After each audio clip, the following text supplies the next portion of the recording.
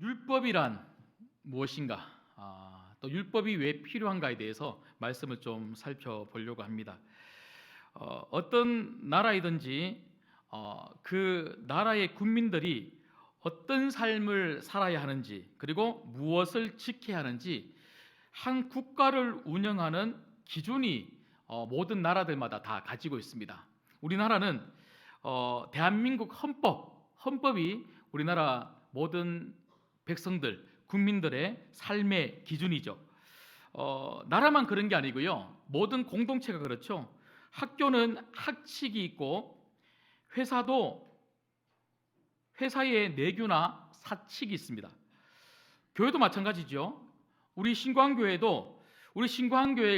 어떤 공동체고, 무엇을 추구하고, 어떤 방향으로 나아가고, 특별히 우리 교회 성도님들이 우리 신광교회의 한 일원으로서 어떻게 행동하기를 원하는지, 이런 교회의 기준을 세워놓은 게 있는데요. 그게 바로 정관입니다. 정관. 여러분, 이처럼 모든 공동체는 기준, 즉 공동체의 법을 가지고 있다는 거죠. 특별히 오늘 이 율법, 여러분, 율법이 무엇입니까? 하나님께서 이스라엘 백성들을 애굽에서부터 나오게 하셨죠. 우리는 이것을 출애굽이라고 하는데요. 출애굽을 하게 하신 다음에 시내 산에서 모세를 통해서 이제는 너희들이 나의 백성이다. 하나님 나라 백성으로서 이렇게 살고 이렇게 믿고 이렇게 나를 예배하라고 주신 법이 있는데, 이게 바로 율법이죠. 여러분, 율법을 우리가 좀 좁은 의미에서는요, 제가 방금 말씀드렸던 것처럼 시내 산에서 모세에게 주어진, 모세를 통하여 이스라엘 백성들에게 주어진 십계명을 우리는 율법이라고 말할 수 있습니다. 하지만 이걸 조금 더 넓은 의미에서는요, 여러분, 율법을 히브리어로 토라라고 하는데요, 토라의 원 의미는 하나님의 가르침, 하나님의 명령입니다. 여러분, 토라가 무엇입니까? 하나님의 가르침, 하나님의 명령. 다른 이야기로 하면요, 모세의 오경, 창세기부터 출애굽기, 레위기, 민수기, 신명기, 이 5권의 책, 모세가 쓴 이 책이 바로 토라죠. 그래서 여러분, 이 모세의 이 5권의 책, 모세 오경을 가리켜 우리는 율법서다, 이렇게 이야기를 하죠. 그러니까 하나님의 말씀, 하나님의 명령, 그 율법을 토대로 해서 쓰여진 것이 바로 모세의 오경입니다. 그런데 이것보다 훨씬 더 넓은 의미에서 성경을 보면 율법을 단지 십계명일 뿐만 아니라 토라, 모세의 오경일 뿐만 아니라 구약 성경 전체, 조금 더 엄밀히 이야기하면 우리가 가지고 있는 성경 전체가 바로 우리를 향한 하나님의 말씀이고 하나님의 가르침이고 하나님의 명령이라는 거죠. 여러분, 저희들은 디모데전서 말씀을 계속해서 살펴보고 있는데요. 여러분, 바울 서신 13권의 바울 서신 안에 히브리어로 율법을 토라라고 하는데, 헬라어로 율법을 사도 바울은 노모스라고 하는 단어를 쓰고 있는데요. 이 노모스라고 하는 이 단어가 무려 121번이나 나옵니다. 그런데 이 121번의 이 노모스, 이 율법의 용례를 살펴보면, 제가 시간 관계상 여러분들에게 상세하게 말씀을 드릴 수는 없지만 사도 바울 역시도 어떨 때는요, 이 노모스, 이 율법을 십계명으로 그렇게 쓸 때도 있고, 오늘 말씀이 바로 그런 거죠. 십계명이라고 하는 조금 좁은 의미에서 율법을 쓸 때가 있고요, 그리고 토라, 모세의 오경의 의미로 쓸 때도 있고, 그리고 구약 성경, 하나님 말씀 전체를 가리켜서 노모스라고 하는 이 단어를 로마서 같은 경우에는 그렇게 쓰기도 합니다.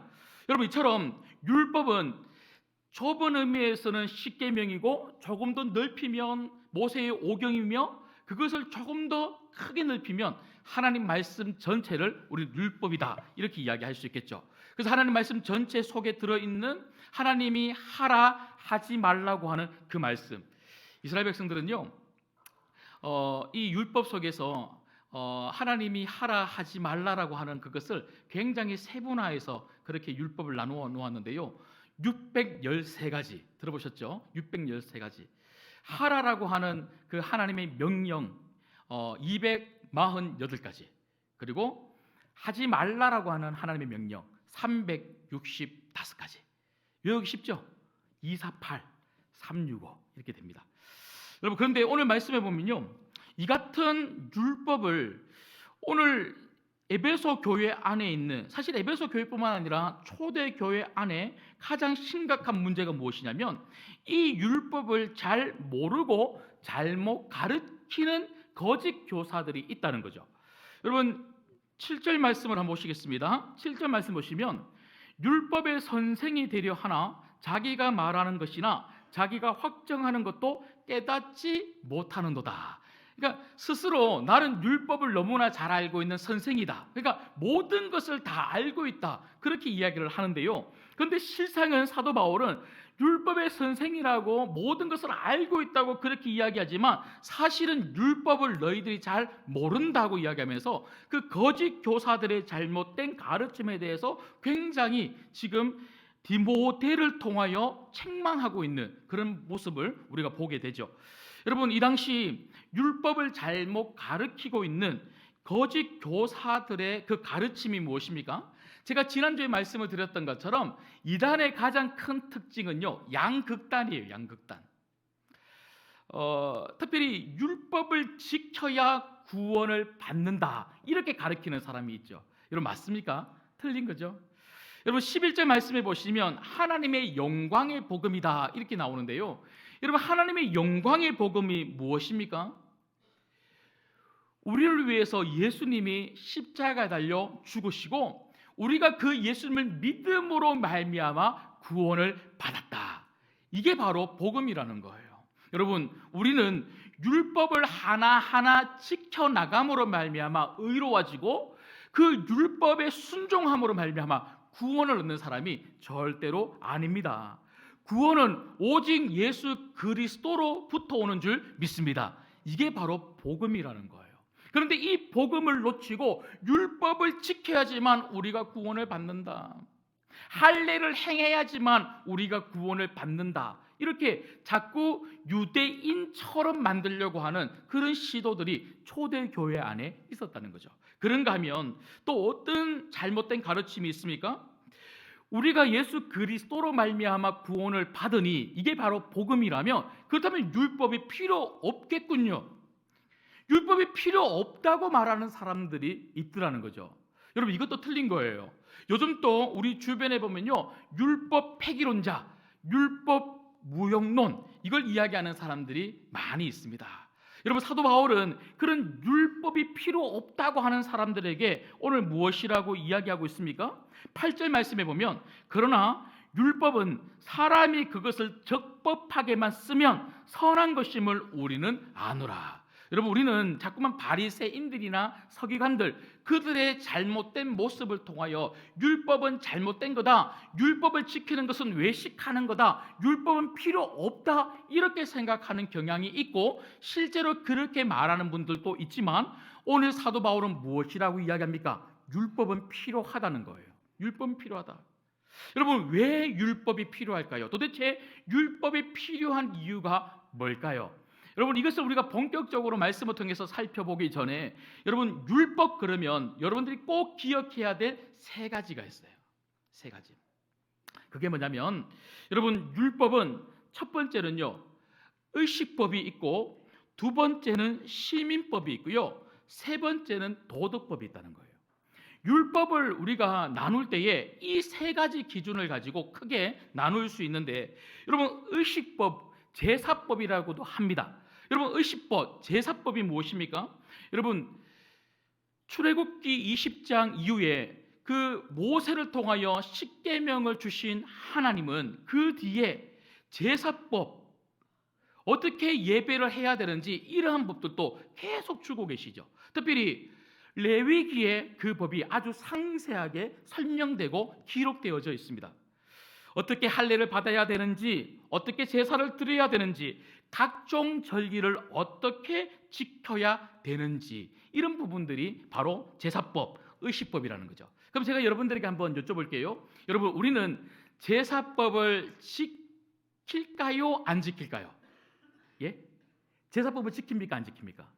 그럼 만약에 우리가 제사법을 지켜야 된다면요, 어떻게 해야 돼요? 오늘 여러분 헌금을 내셨는데, 여러분 그 헌금을 어떻게 내야 됩니까?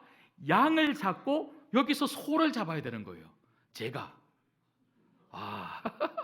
여러분 여기 피비린내가 얼마나 진동할지 몰라요. 그럼 저는요, 옷을 이 한 벌로 되겠습니까? 예. 여러분, 지금 우리는 이 제사법, 의식법을 지키지 않습니다. 왜 그럴까요? 예수님이 십자가 위에서 그 모든 법을 이루신 거예요. 완성하신 거예요. 그러면 여러분, 제사법을 지키지 않아도 되니까 이 제사법이 필요 없습니까? 여러분, 그렇다면 출애굽기가 필요 없고 레위기가 필요 없을까요? 아니지 않습니까? 우리가 여전히 출애굽기를 읽고 있고 레위기를 읽고 있고 신명기를 읽고 있고 그 안에 있는 말씀들을 우리가 붙잡지 않습니까? 여러분, 문자적으로 우리가 의식법이나 제사법을 지키지 않는다고 해서 그 제사법이, 의식법이 가지고 있는 원리와 의미가 필요 없다는 거 아니에요. 지금 우리가 문자적으로 제사법을 지키진 않지만 그 말씀의 의미와 그 원리를 우리는 그대로 취하여서 그 말씀대로 살더라는 거죠. 여러분, 그런가 하면 두 번째는 어떤 법이었습니까? 시민법이에요. 시민법은요, 국가법이라고도 합니다. 여러분, 이스라엘 백성들은요, 하나님이 다스리시는, 하나님이 왕이에요. 하나님이 왕으로 다스리시는 신정국가였습니다. 그러니까 신정국가로서 하나님이 너희들은 이렇게 살아라 하고 법을 주셨는데 그게 바로 율법이었다는 거예요. 그런데 이스라엘의 이 신정국가가 맞춰지면서 더 이상 이스라엘뿐만 아니라 우리들도 이 국가법, 이 시민법을 지키진 않습니다. 예를 들면 이런 거예요. 하나님께서 이스라엘 백성들에게 어떤 시민법을 주셨냐면요, 땅을 사는데 땅을 사고 난 다음에 50년이 지나고 나면, 50년 지나는 것을 우리는 무엇이라 그럽니까? 희년이라 그러죠. 희년 때에 내가 산 그 땅을 원래 주인에게 되돌려줘라. 이게 바로 법이에요. 여러분, 이것을 우리가 그대로 문자적으로 지킨다고 해보십시오. 우리가 열심히 일해서 돈을 벌었어요. 그리고 아파트를 한 채 사고 두 채 샀어요. 그래서 그 아파트를 우리가 아들에게도 주고 딸에게도 주고 나도 사용하면서 한 50년 다 사용하는데요, 50년 딱 지나고 난 다음에 희년이 되었기 때문에 내가 그 아파트를 살 때 원래 주인에게 그걸 돌려줘야 된다. 여러분, 예수님 믿겠습니까? 여러분, 이것은 더 이상 지금은 신정국가가 아니기 때문에 이 법을 우리가 지키진 않습니다. 하지만 우리가 역시나 의식법처럼 이 국가법, 이 시민법도 문자적으로는 지키진 않지만 이 말씀이, 하나님의 명령이 우리에게 주는 원리와 의미는 여전히 우리에게 필요하다는 거예요. 마지막 세 번째는요, 도덕법입니다. 여러분, 의식법과 시민법 외에 이 도덕법은요, 문자적으로 지켜야 되는 법이에요. 이건 그냥 원리와 의미만 취하는 게 아니고요, 그대로, 문자 그대로 지켜야 되는 법이에요. 대표적으로 십계명이죠. 여러분, 십계명은 반드시 지켜야 되는 하나님 말씀인 줄 믿습니다. 예. 여러분, 이처럼 의식법이든 시민법이든 도덕법이든, 특별히 의식법과 시민법은 그 원리와 그 의미를 취하여야 되고요, 그리고 도덕법은 성경 안에 나오는 하나님의 이 말씀을 반드시 우리가 문자적으로도 지켜야 되는 이 법, 이게 바로 율법이라는 거예요. 그래서 율법이 이렇게 우리에게 필요하다는 거죠. 그렇다면 여러분, 왜 이런 율법이 우리에게 필요할까요? 여러분, 저는 지난 주간에 이 율법과 관련해서 진짜 많은 책을 읽었어요. 제가 이만큼 설교 준비를 많이 한 적이 있나, 이만큼 설교 준비를 하면서 이렇게 많은 책을 참고한 적이 있나 싶을 만큼 진짜 많은 책을 읽었어요. 특별히 여러분, 바울 신학을 연구할 때에 여러분, 율법과 복음은요, 모든 신학자들이 반드시 다루는 주제가 바로 율법이에요. 그러다 보니까요, 얼마나 많은 방대한 양의 자료들이, 그리고 책들이 지금 나와 있겠습니까? 그리고 제가 그걸 읽으면서 줄을 다 그어 놓았는데요, 정말 해드리고 싶은 말씀이 참 많이 있어요. 그런데 제가 아무리 생각해봐도 그 모든 것들을 이번 주간에 제가 읽고 준비한 내용을 다 설명드리긴 어려울 것 같더라고요. 그래서 제가 결정을 했어요. 어느 한 부분만, 특별히 진짜 중요하겠다 싶은 부분만 좀 설명을 드려야 되겠다. 그래서 제가 여러분 오늘 세 가지를 말씀을 드릴 텐데요, 이 세 가지는 제 이야기가 아니에요. 여러분들이 너무나 잘 알고 계시는 존 칼빈, 프랑스 사람이죠. 장 칼뱅이라고도 하는데요, 이 존 칼빈 종교 개혁가요, 그리고 이 개혁주의 신학자 이 존 칼빈이 기독교 강요라고 하는 책을 썼어요. 그러니까 존 칼빈의 이 교리가 집대성 되어 있는 것이 기독교 강요인데요, 저도 신학교 들어가자마자 제일 먼저 구입한 책들 중에 한 권이 바로 기독교 강요예요. 신학생들은요, 이 기독교 강요를 정말 중요하게 생각하는데, 그 기독교 강요를 보니까 율법과 관련된 설명한 부분이 있는데, 그 중에 율법이 왜 필요한지 세 가지를 이 칼빈이 이야기하고 있더라고요. 첫 번째, 칼빈이 말하고 있는 율법이 왜 필요한가. 첫 번째는요, 좀 긴데 한번 잘 들어보십시오. 율법은 사람들이 자신들의 연약함과 추함을 깨닫게 해서 도피 처인 중보자 그리스도로 피하게 하는 작용을 한다는 거예요. 그러니까 율법이 필요한 첫 번째 이유는요, 그 율법 앞에 내가 딱 서면 내가 얼마나 큰 죄인인지를 깨닫는다는 거죠. 깨닫는 거. 여러분, 우리가 율법을 잘 몰랐을 때는요, 이렇게 말씀하시는 분들이 계세요. 나는 옷을 틀어서 먼지 하나 안 나는 사람이 없다고 말을 하는데, 목사님, 저는요 진짜로 어떤 죄도 안 저질러 봤어요. 이렇게 말씀하시는 분들이 간혹 계세요. 그런데 여러분, 율법을 딱 알고 나면 여러분, 어떤 사람도 깨끗한 사람이 없더라는 거죠. 이 율법 앞에 나 자신을 살펴보면 내가 얼마나 큰 죄인인지, 우리가 죄를 몰랐을 때는요, 정말 내가 죄인인지를 모르고 살았는데, 우리가 예수를 믿고 교회에 와서 하나님 말씀을 알고 율법을 알기 시작하니까요, 내가 얼마나 큰 죄인이고 내가 이 율법을 지킬 수도 없는 사람이라는 것에 대해서 이걸 알게 되더라고요. 여러분, 그래서 이렇게 율법에 대해서 우리가 깨닫게 되면, 내가 얼마나 큰 죄인인지를 깨닫게 되면 어떻게 율법이 우리를 어디로 끌고 가는 줄 아십니까? 갈라디아서 3장에 보면 사도 바울은 율법을 가리켜서 초등교사다 이렇게 이야기해요. 여러분, 예전 성경에는요, 이걸 몽학선생이라 그렇게 이야기하죠. 초등교사, 몽학선생이 되어서 율법이 우리 손, 어린 아이와 같은 우리 손을 딱 붙들고는요, 우리를 어디로 데리고 가냐면 예수님에게로 데리고 간다는 거예요. 이 율법을 우리가 지킬 수 없다. 이렇게 악하고 악한 이 죄인인 우리들이 정말 다시 사는 길은, 구원받는 길은 율법을 지켜서 구원을 받는 것이 아니라 예수님을 믿음으로 그 예수 그리스도의 십자가의 보혈로 우리는 구원을 받는다. 이 복음 앞으로 율법이 우리를 데리고 간다는 거죠. 여러분, 오늘 말씀에도 보면 9절 말씀에 보면 사도 바울이 이렇게 이야기하고 있죠. 우리가 반드시 알아야 되는 게 있는데, 그것은 바로 율법은 옳은 사람을 위하여 세운 것이 아니요 오직 불법한 자와 복종하지 아니하는 자와라고 이야기를 하면서 죄인들을 위해서 율법이 주어졌다 이렇게 이야기하고 있습니다. 여러분, 이 말씀은 의로운 사람이 따로 있고 이 율법이 필요한 사람은 바로 죄인들이다 이렇게 말하는 게 아니고요. 율법 앞에 서 있는 모든 사람이 한 명도 예외 없이 의인이 아니라 죄인이라는 거죠. 여러분 오늘 또 여러분 이 말씀 앞에 내가 얼마나 큰 죄인인지, 무자비한 죄인인지, 정말 내가 얼마나 소망이 없는 죄인인지를 확인해서 정말 이 말씀이 여러분들을 예수님 앞으로, 복음 앞으로 인도할 수 있기를 주님의 이름으로 축복합니다.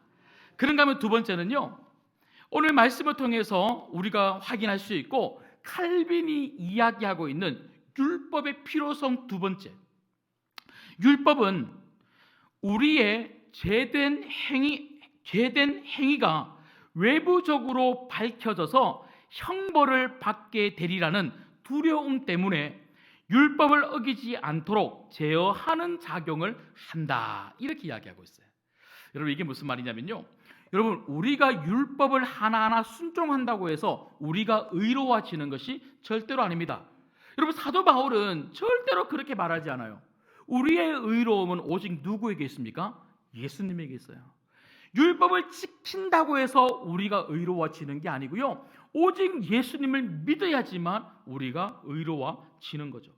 여러분 그래서 여러분 비록 지금 우리가 우리 심령 안에 정말 주님이 강력하게 역사하셔서 우리가 그 예수님을 믿음으로 우리가 의로워지지 않는다 할지라도, 여러분 이게 무슨 말이냐면요, 여러분 교회 안에도 제가 조금 있다가 다시 한번 말씀을 드리겠지만 교회 안에도 그냥 교회 다니는 성도들이 있더라는 거예요. 교회 안에 아직 중생이 무엇인지 모르는 그런 분들이 있다는 거예요. 여러분 율법은 절대로 우리의 마음을 변화시키지 않습니다. 오직 성령님만 우리의 마음을 변화시키는 거예요. 그런데 여러분 우리가 성령 안에서 변화가 되었던, 변화가 되지 않았던, 여러분 교회를 다니면, 여러분 예수님을 믿으면, 신앙생활을 시작하면 이 율법을 알게 되는데, 이 율법을 통해서 우리가 깨닫는 게 뭐예요? 우리가 어떻게 사는 것이 하나님의 뜻인지를 알게 되는 거예요. 그리고 그렇게 살지 않을 때에 하나님이 벌 주신다, 징계하신다는 것을 우리 율법을 통해서 알게 되는 거죠. 여러분 그래서 우리가 세상의 법도 한번 보십시오. 내가 빨간 불일 때 건너가면 어떻게 됩니까? 이거 법칙을 어기게 되니까 페널티를 받는 거예요. 그러면 제가 요즘 얼마를 내는지 모르겠는데, 빨간 불 때 건너가다가 경찰한테 딱 붙잡히면 뭘 냅니까? 벌금을 내죠. 벌금. 여러분 이처럼 우리가 율법, 하나님 명령, 하나님 가르침대로 살지 않으면 하나님의 징계가 있다는 거예요.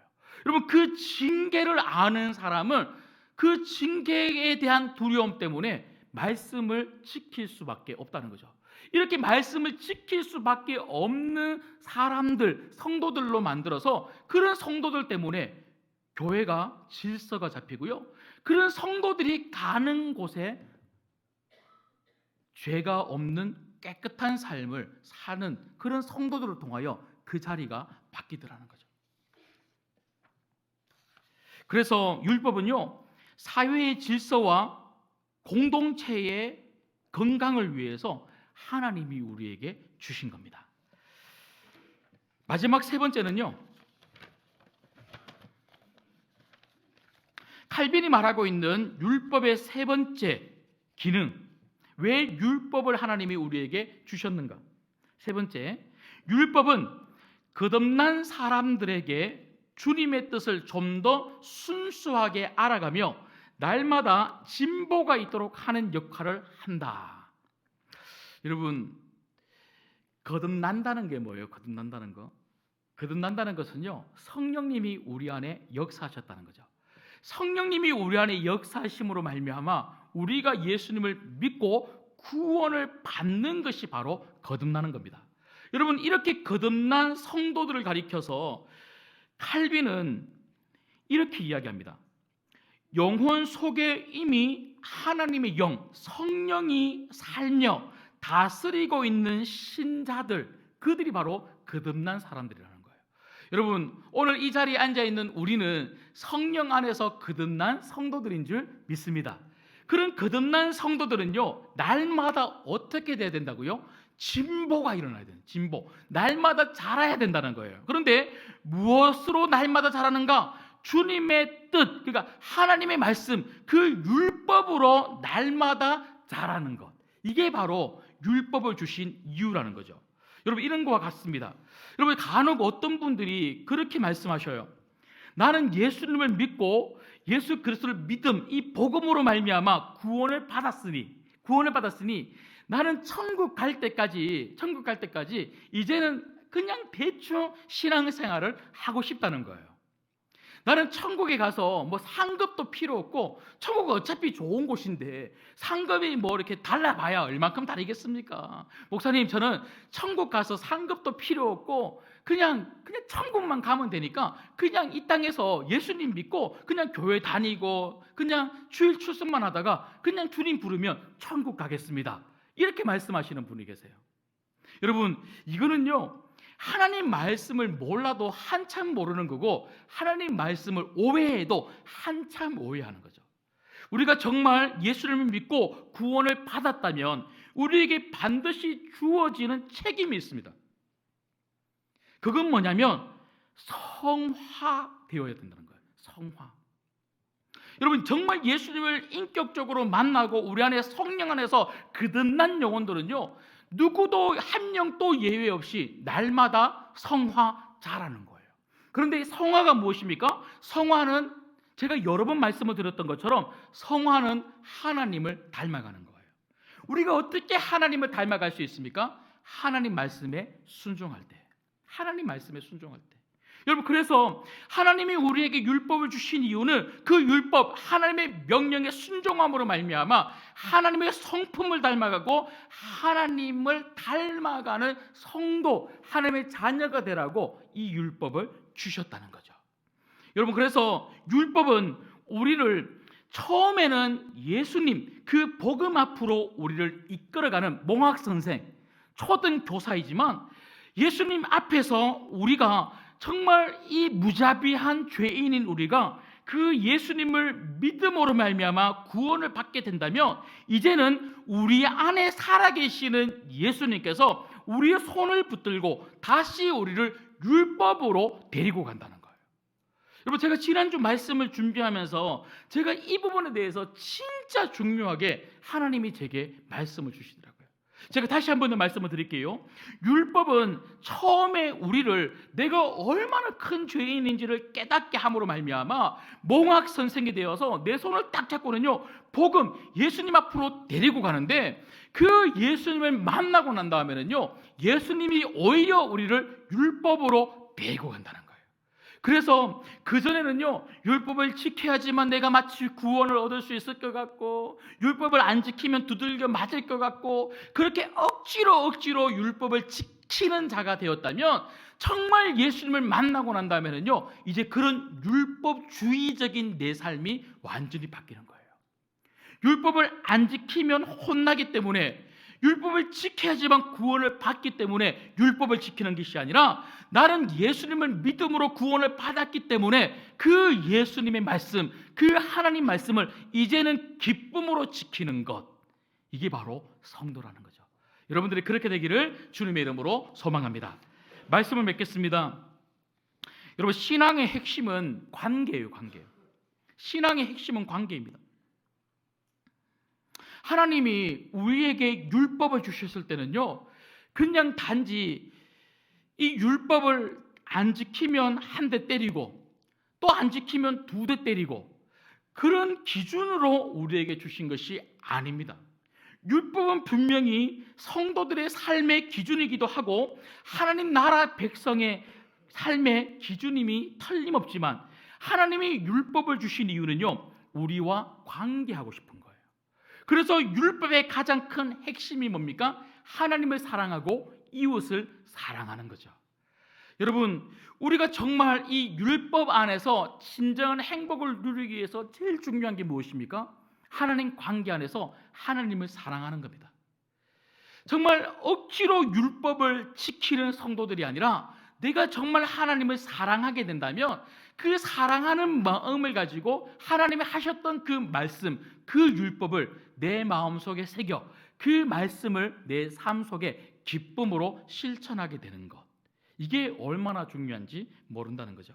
여러분, 오늘 또 제가 율법에 대해서 짧게 몇 가지 말씀을 드렸는데요, 여러분, 이 율법에 대한 인식이 여러분 안에 정말 새겨져서, 그래서 억지로 율법을 지키는, 그래서 율법이 우리의 삶을 옥죄어오는 그런 답답한 신앙, 메마른 신앙이 아니라 하나님과의 깊은 교제의 관계 속에서 하나님을 사랑함으로 말미암아 하나님 말씀대로 살아가고, 그리고 그 말씀이 이야기하는 대로 우리 주변의 이웃 성도들을 사랑하면서 살아가는 여러분들이 되셔서 우리의 성도들의 귀한 말씀에 대한 순종의 삶을 통하여 우리 교회가 건강하게 세워지고 여러분 가정, 그리고 우리 주변의 이웃들이 바로 세워질 수 있기를 주님의 이름으로 소망합니다. 함께 기도하겠습니다.